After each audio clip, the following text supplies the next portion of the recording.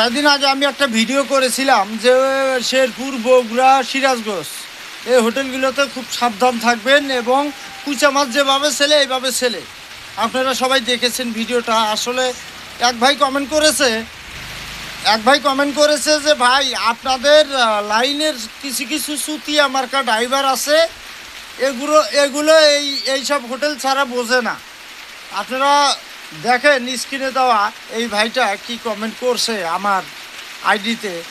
আসলে এই ভাইটা সত্যিকারই মানে কমেন্টটা করছে যে আপনাদের লাইনের এই চুতিয়া মার্কা ড্রাইভারগুলো এইসব হোটেল ছাড়া কিচ্ছু বোঝে না। তার মনে হয় যে এদের তো কমিশন আছে, এরা স্টাফ যদি 5-7জনও থাকে এরা খাওয়া দাওয়া করবে, এদের কোনো বিল নাই, কিন্তু সব নেওয়ার কাস্টমারের কাছে টেনে ছিলে নিবে, মানে প্রতারণা করে কাস্টমারের কাছে টাকা নেবে, 10 টাকা জিনিস 20 টাকা নিবে।